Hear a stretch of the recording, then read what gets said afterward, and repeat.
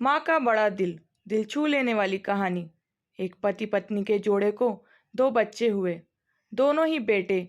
माँ बाप ने इन दोनों ही बच्चों को खूब प्यार से पाला पोसा, पढ़ाया लिखाया, बड़ा किया, इस काबिल बनाया कि ये अच्छी नौकरी कर सकें, समाज में अच्छा जीवन व्यतीत कर सकें।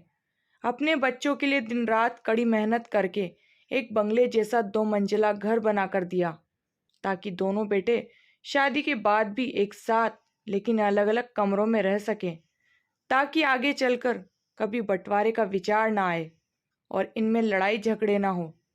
दोनों बेटों को अच्छी नौकरियां लग गई, दोनों की ही शादी हो गई। बड़ा बेटा जो घर के पहले माले पर रहता था, उसका एक बच्चा भी हुआ। पोते का मुंह देखकर दादा दादी बहुत खुश हुए।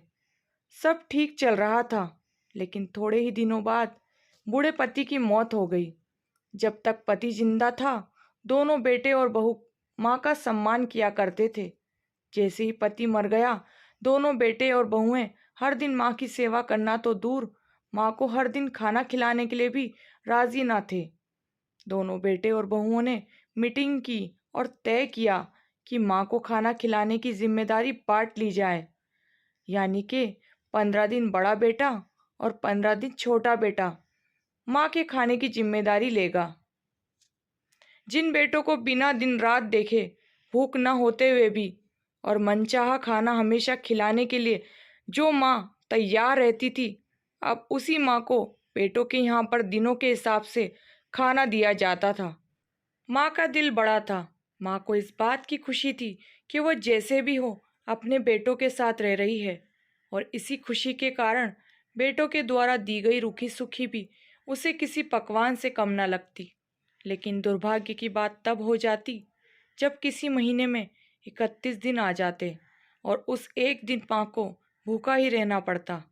एक बार जब बड़े बेटे के यहाँ 15 दिनों तक खाना खाने की बारी चल रही थी, तब बड़ा बेटा अपनी बीवी और बच्चे के साथ कहीं बाहर किसी फंक्शन में जा रहा था। बड़ी बहू ने माँ से कहा, माँ जी, आज खाना नहीं बनाया है, हम बाहर जा रहे हैं, वहीं खाएंगे, आप अपने लिए कुछ पका लेना और खा लेना।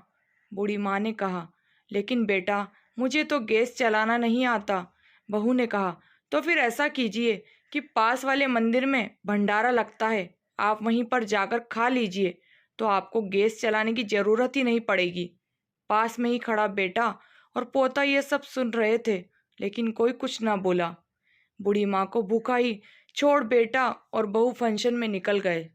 माँ को थोड़ा दुख तो हुआ, लेकिन फिर अपने आप को ये सोचकर मना लिया, ठीक ही तो है, कभी कभी बहू को भी घर के काम से आराम मिलना चाहिए, और भगवान का भंडारा खाने का सौभाग्य किस्मत वालों को ही मिलता है। माँ खुशी खुशी मंदिर में जाकर भंडारा खा आई। कुछ दिन ऐसे ही बीत गए। एक दिन बड़े बेटे को छुट्टी थी। बेटा, बहू और उनका बच्चा अपने घर में साथ में समय बिता रहे थे। माँ बाप छोटे बच्चे को पूछ रहे थे कि वो बड़ा होकर क्या बनना चाहता है और क्या करना चाहता है।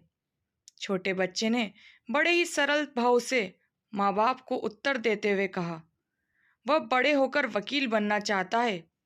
उसकी इच्छा है कि इस घर से भी बड़ा एक घर लेने की, लेकिन वह घर मंदिर के पास होना चाहिए। माँ बाप ने पूछा, घर के पास मंदिर क्यों होना चाहिए?